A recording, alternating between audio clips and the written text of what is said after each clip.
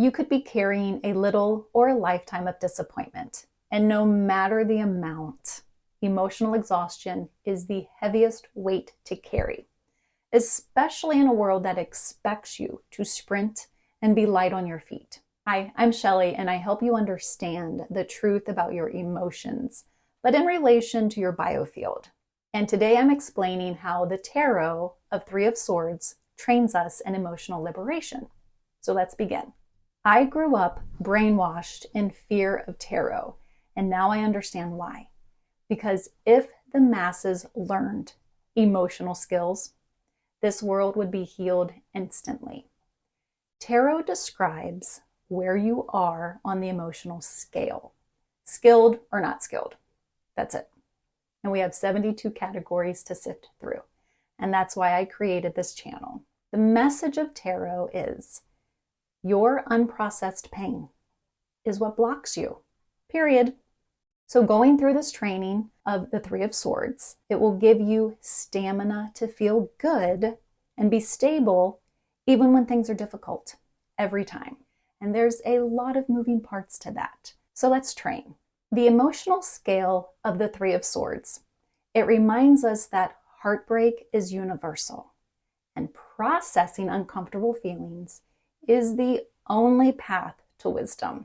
Feel the feels, clear the field, and weave skills back in.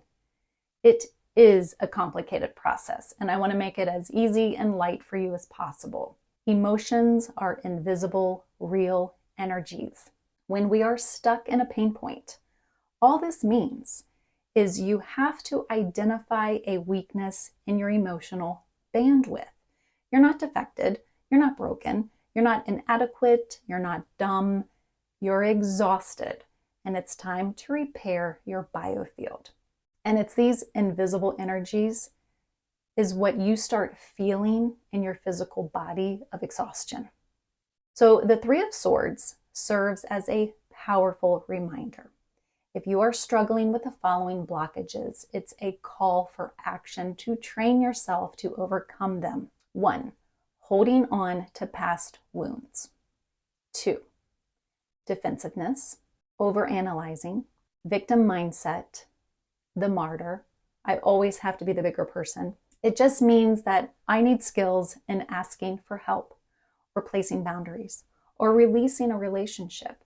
And only you know what the best answer is for you. But I can help guide you and your energy and your frequencies to the best path that's going to open up answers and solutions for your situation. Now, to move these blocks out of your energy field, we first feel the feels using questions to investigate. You need structure at this point, and it will navigate you. So asking these questions, it helps you objectively view people's limitations. It gives you a reflection of their history, not your worth. So you can ask, what was their childhood like? We do not excuse any behaviors. We are looking for the pinhole perspective where you can weave skills back into yourself. What did love look like in their household? Did they have the mental or emotional capacity to be better? What was their greatest fears and insecurities? And lastly, where can you take radical responsibility to stop blaming their limitations and start rebuilding skills within yourself? So confronting the pain just means you allow yourself to feel the uncomfortable feeling completely, in perspective that everyone is going through hardship. And again, it's your responsibility to protect yourself and build your skills. The end result will be that you transmute the energy and you weave the skill into your field. So the following is a meditation skill that most pain can be transmuted by pulling it into your heart center. I'll show you. Now think of one disappointment, that one grief, that major irritation that you're stuck in. You're thinking about it all the time. It bogs you down. You get triggered by it. which only means that you are leaking energy. Pull that memory into your heart center and take a deep breath in. And as you breathe out, imagine the pain, the heartache, releasing out of your body and dissolving into ashes. Take another breath in. See the pain in your mind's eye, and you're surrounding it with comfort for yourself, tenderness, understanding, perspective of the entire story, pulling it into you and keeping the parts that give you wisdom. Start weaving strength, compassion, understanding, using those materials. We are weaving it in a way of the full emotional scale of understanding. Pause this and do this step as many times as you need. Get creative, do it however you want. Go for a walk in nature until you feel a release and a complete peace whenever you think about it. You won't get triggered anymore to the degree for this dynamic. It is in this peace space that answers and ideas come to you, how you can now respond better to that same situation. Now, to boost this even further, we're going to focus on the opposite frequency that held you captive. If you had a heartbreak, the opposite could be deep emotional fulfillment. If you get defensive a lot, the opposite can be receptive and open-minded, listening with an open ear, self-protection without coldness.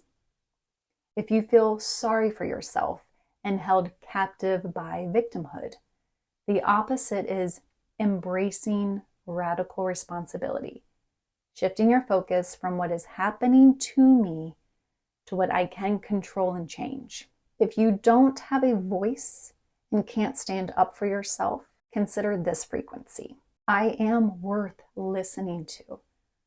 My thoughts matter also. I deeply anchor myself and worth right now. This protects my boundaries without being cold. Now focus on these phrases. Whichever ones resonate with you, hold on to them with deep intention and absolute will. The worst is over. The separation has already occurred. The heartache is ending. The pain is in the final stage now. The suffering has been unbearable, and I can release that and move on. The worst is over. I'm still standing. I'm still okay when things are difficult. Rejection does not cripple me. My heart is real and feels, but it does not get mutilated. I now know how to protect my heart. I now know how to protect my energy without becoming a prison. I release the prison bars. I heal myself. I feel whole. I feel happy. I know now how to process sadness. I don't stuff it. I don't allow my heart to get hard. I know the signal of despair, and it is not a friend of mine. I only allow friends into my heart. I know how to dissolve despair. I know how to mourn in health. I know how to let go of trying to control a situation, a relationship, a person. I know how to handle illness without attacking myself or my worth. I know how to communicate to others while I need to go through this process.